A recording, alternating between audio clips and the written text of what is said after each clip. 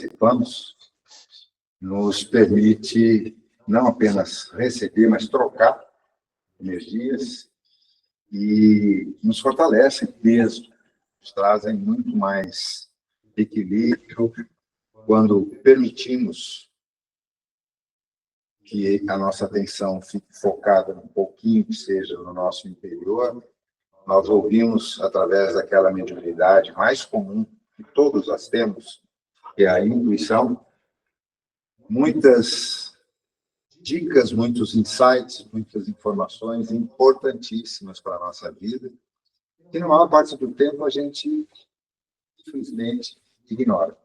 A gente está tão preso a essa gravidade da matéria, a esse contexto de informações absurdamente prolixas que todos recebemos, né? Ingerimos uma quantidade inimaginável de lixo tóxico através dos nossos olhos, dos nossos ouvidos, e, em especial com as telinhas e telões de toda a ordem. Isso tem se propagado de uma maneira assustadora, atingindo um nível pandêmico, que basta olhar ao redor para ver o quanto isso está prejudicando a humanidade como um todo, tanto no contexto global, quanto no nosso micromundo, aqui no nosso microcosmos, nas nossas relações pessoais, familiares, profissionais. E a gente tem que aproveitar esses momentos de reflexão que a gente tem aqui para imaginar essa visita, para alguns semanal, para outros talvez 2 ou 3 vezes na semana, não como simplesmente uma obrigação a ser cumprida, uma tarefa a ser executada, mas principalmente como uma oportunidade de sairmos um pouquinho, por alguns minutos, algumas horas, da Matrix, daquilo que querem nos empurrar, manipular e controlar através do medo e da ignorância, das informações falsas, para que a gente receba essas intuições e passemos a dar um pouquinho mais de atenção àquilo que vem de dentro de nós. Falávamos há pouco aqui, antes da abertura, no papo informal, o Paulo estava falando sobre o contexto mais filosófico da essência do ser, daquilo que nós conseguimos, mal e porcamente, compreender a respeito do que imaginamos ser Deus. E, lamentavelmente, ao longo da história, muitos se arvoraram no poder de discernimento e afirmar que Deus é isso, ou aquilo, ou o outro. Mas até hoje a humanidade, como um todo, e todas as religiões, não tem a menor ideia do que possa ser efetivamente Deus. Criador supremo do universo, arquiteto do universo, que criou todas as coisas, com infinitas qualidades.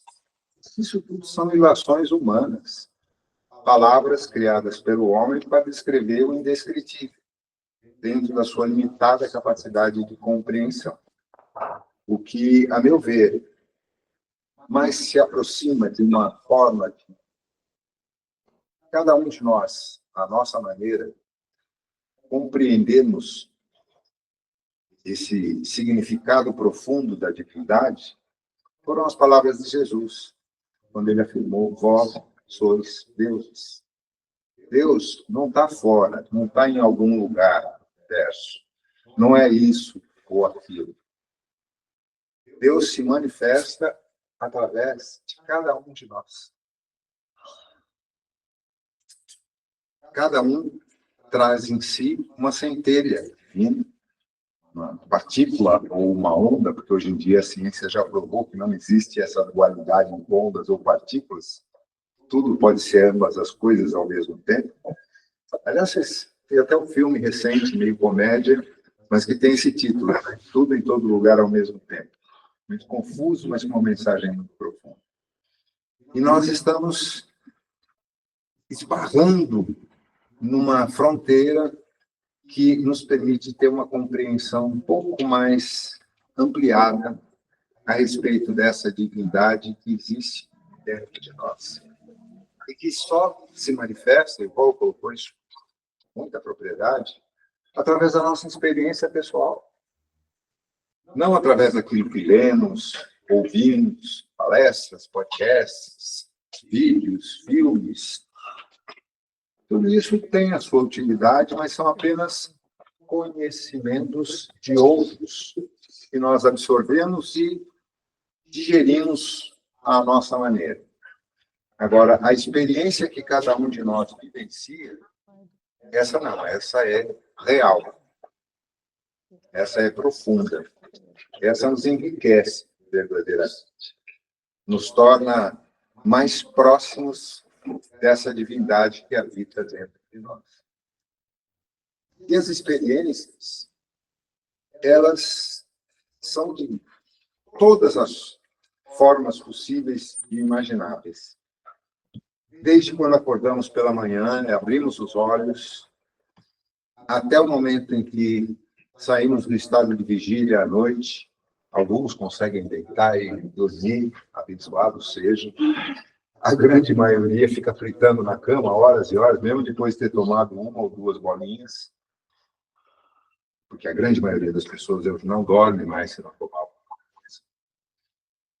Outros tantos não conseguem começar o dia sem tomar alguma coisa.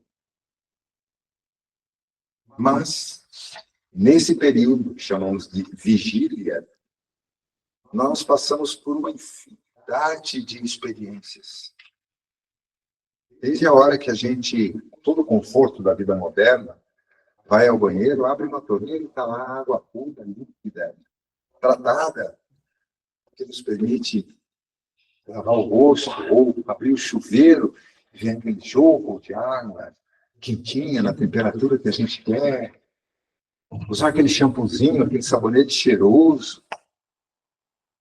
Não precisa nem se preocupar em secar o chão, porque a maioria dos banheiros, quando bem feitos, a água escorre naturalmente e vai ser coletada, e tratada e reutilizada. Esperemos que um dia, pelo menos a metade dessa água que a gente joga fora todo dia possa ser reaproveitada. Até o alimento que a gente ingere, o ar que a gente começa a respirar com consciência, já ao abrir os olhos, sem o qual nós não vivemos. A roupa que nos abriga, as pessoas com quem interagimos desde o despertar e durante todo o nosso dia, tudo isso nos traz experiências únicas que jamais vão se repetir, mesmo que a gente conviva com aquelas pessoas diariamente, por anos a fio. Cada momento, cada olhar, cada expressão, cada gesto são únicos. E se a gente tratar isso como obras-primas, procurar dedicar a cada uma dessas expressões o melhor que tem dentro de nós, nós estamos nos conectando com frequências muito mais elevadas do que aquelas que o cotidiano nos mostra.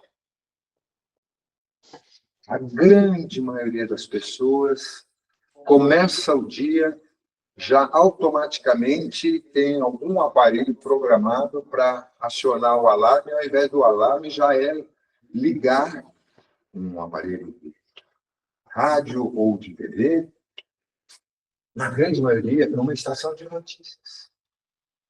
E a gente já começa a ver aquelas informações sobre o trânsito, sobre os acidentes, sobre a criminalidade, sobre a política nacional, internacional, sobre os eventos do dia a dia, e já começamos a nos intoxicar com aquilo deliberadamente. Nós pagamos para isso,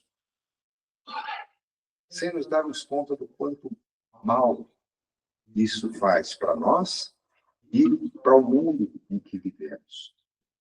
Não que a gente deva se manter alheio ao que está acontecendo, em absoluto, é importante a gente estar informado. Informado. Não manipulado. não direcionado, não controlado, não atemorizado por aquela imagem terrível que nos é apresentada diariamente. Uma das parábolas menos compreendidas, através das quais conhecemos um pouco dos ensinamentos atribuídos a Jesus, é a parábola da multiplicação dos pães. Alguém aqui nunca ouviu falar, nunca leu esse texto dos evangelhos, onde são descritas aqueles eventos que Jesus vai falar para uma multidão e faltava comida para todos? Quem nunca ouviu falar desse texto, nunca assistiu um filme sobre Jesus, ou nunca leu um livro? Levanta a mão. Não tem vergonha, não, pode falar, não, nunca. Todos nós já, em alguma medida, temos recebido essa informação ao longo dos anos. Faz parte da nossa formação. No entanto, de uma maneira assim, bem objetiva, alguém acredita realmente que um cesto com 3 peixes e 6 pães seriam suficientes para alimentar uma multidão de centenas de pessoas? Vamos raciocinar um pouco. Milhares, né? A gente não sabe, mas vamos admitir que seriam centenas, talvez, para diminuir um pouco a intensidade do impacto daquilo. É claro que aquilo, do ponto de vista físico, material, não faz sentido.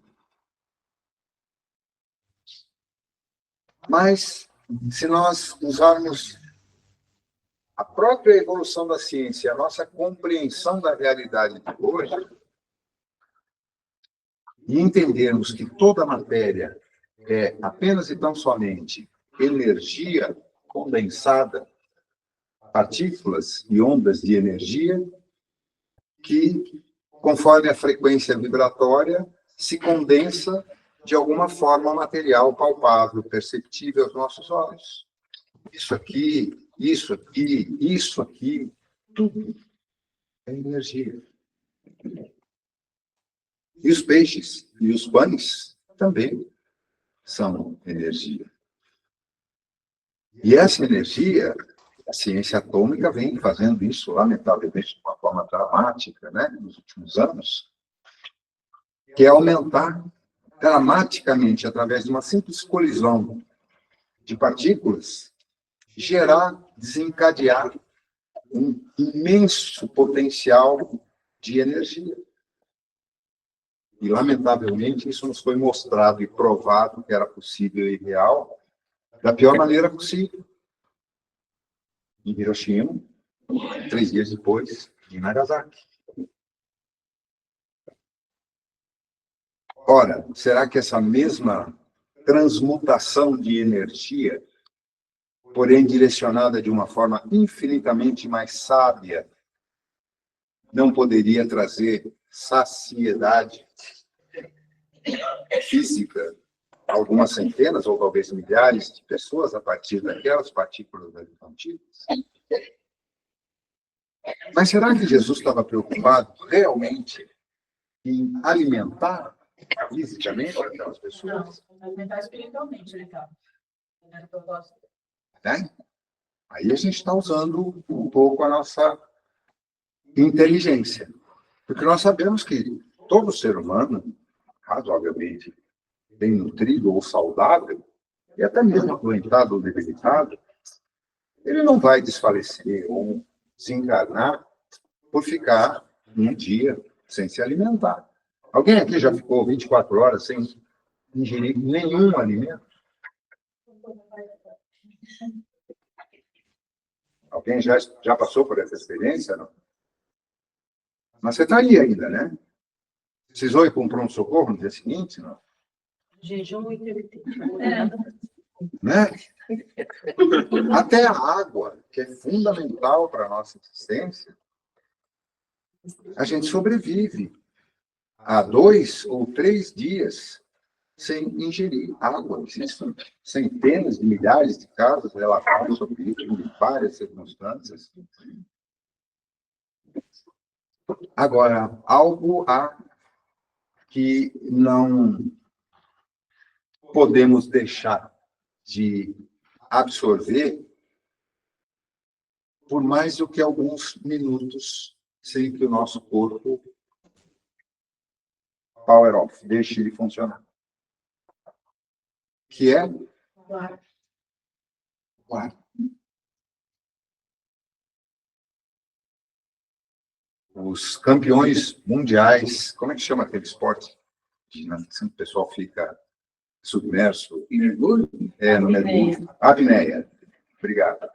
A apneia, os casos relatados mais absurdos relatam sobrevivência após 16 ou 17 minutos, em casos o caso de um mergulhador e ficou, rompeu o cabo, teve um problema, foi feito inclusive um filme sobre a vida dele.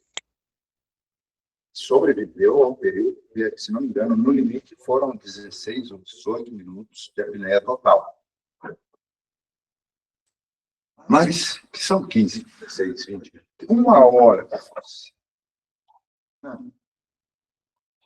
Nós respiramos ininterruptamente, desde o momento que saímos lá da barriguinha da mamãe, e aí os alvéolos se abrem, deve doer para burro, né? Eu não lembro, alguém lembra?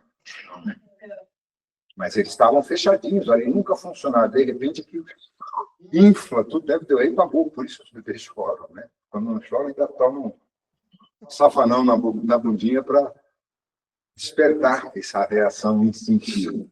Até aquilo que todos conhecemos como o último suspiro.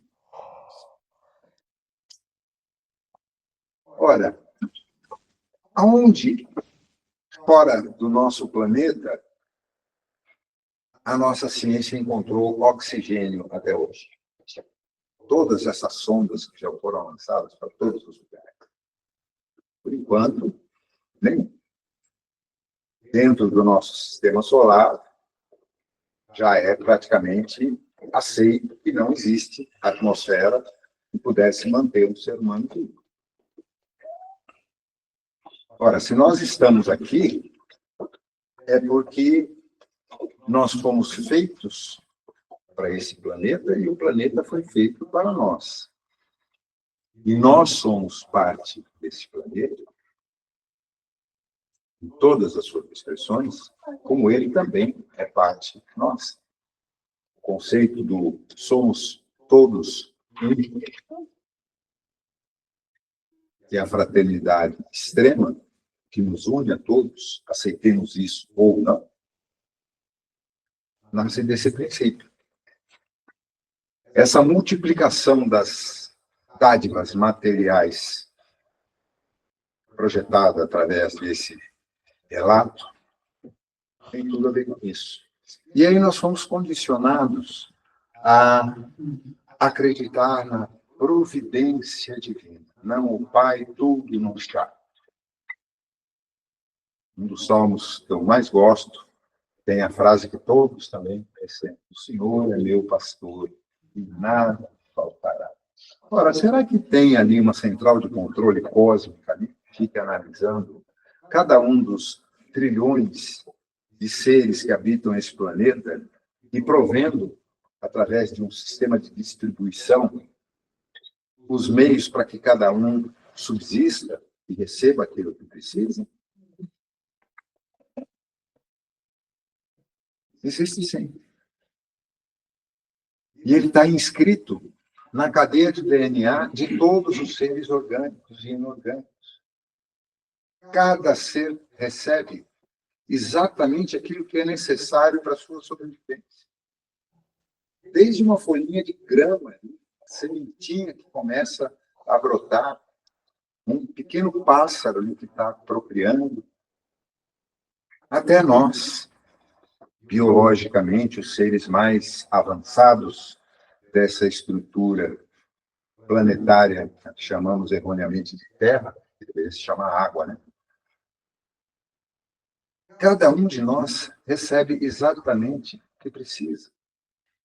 E do ponto de vista prático, da nossa sobrevivência no plano material, Não vou pedir para ninguém levantar a mão. Mas quem aí está passando por algum perrengue nessa área? Material, financeira, profissional? Todo mundo uma vez, não, né? Então, Um de cada vez.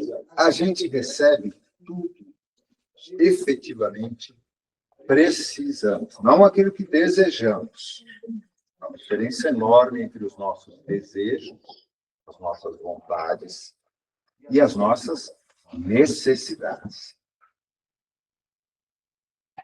E os nossos desejos, todos eles, são oriundos do nosso ego, das nossas vontades. E na grande maioria dos casos, infelizmente, são tóxicos, nos fazem mal. Aquilo que a gente mais deseja é o que mais nos traz sofrimentos, dores, ansiedade, depressão. Enquanto que aquilo que nós realmente necessitamos, o que podemos chamar, para usar o epíteto cristão, providência divina, nos fornece gratuitamente todo o tempo da nossa existência. Nós vivemos numa das maiores cidades do mundo, com dezenas de milhões de habitantes. Quantas vezes ficamos sabendo de alguém que morreu de inanição, de fome, no nosso entorno? Na nossa família, no nosso bairro, na nossa cidade. É quase impossível imaginar uma situação dessa. Porque até no lixo tem comida de sobra. E muitas vezes comida de qualidade razoável, passível de alimentar um ser humano. Eu assisti ontem um filme sobre um garoto de 8 anos, judeu, que o pai mandou que ele fugisse, perseguido pelos nazistas, na Polônia. Run, boy, run. Corra, garoto, corra. E ele sobreviveu. No inverno da Polônia, que nenhum de nós aqui, a não ser que já viajou para a Europa, tem ideia que seja, sem roupa adequada, sem calçado adequado, sem alimento, comendo sementes, comendo pássaros, comendo qualquer coisa que aparecesse no caminho, durante alguns anos. E ele sobreviveu.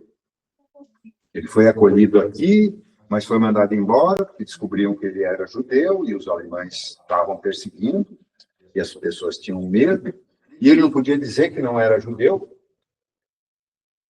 porque ele tinha a marca impossível de esconder. Vocês sabem qual é essa marca? Não, ele não tinha sido preso. A circuncisão, o pintinho dele foi cortado o prepúcio, que é a marca de todo homem judeu. Não dá para esconder isso. Enquanto está vestido, tudo bem, mas a primeira coisa que fazia é vestir a calça. E aí não podia negar. Ele tentou inventar uma história que ele sofreu uma infecção e passou por uma cirurgia quando era criança, mas ninguém acreditava nisso. Nenhum de nós tem a mais remota ideia do que seria vivenciar isso de fato. Talvez já tenhamos até passado por situações como essa em outras experiências, mas não nessa. No entanto, hoje, nesse mês de setembro de 2025, milhões de pessoas, crianças, adultos, idosos, passam por isso diariamente. Você pode fazer alguma coisa pelas crianças lá de Sudão do Sul? Eu posso ter pensamento positivo. Você pode fazer alguma coisa pelas crianças lá na faixa de Gaza? Gostaria, mas não posso. Agora, o que a gente pode fazer por aqueles que a gente cruza com eles no dia a dia? Não necessariamente famintos, desesperados, em casos extremos, mas que são igualmente carentes e necessitados, às vezes, de um pouquinho de atenção, de um olhar humano, de alguém que o reconheça como um ser humano. Pode ser um garoto vendendo bala na rua, pode ser uma caixa de supermercado que está lá voltando fogo pelas ventas, irritada, atendendo todo mundo mal. E que, na maioria das vezes, a gente reclama, ou a gente fecha o vidro, ou a gente vira a cara.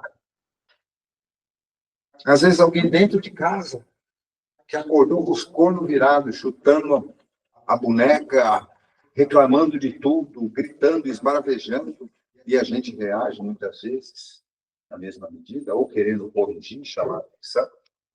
Filhos, irmãos, esposos, pais, vizinhos, até animaizinhos domésticos. Sempre nós temos infinitas oportunidades a cada momento da nossa vida de fazermos para o mundo aquilo que recebemos de graça. Aquilo que a providência divina nos concede. Agora, quantas oportunidades iguais a essa nós realmente aproveitamos?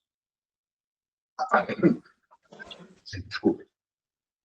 Não, mas eu vou lá no Mizarga, ajudo lá a fazer a sopa, vou distribuir a sopa lá, legal.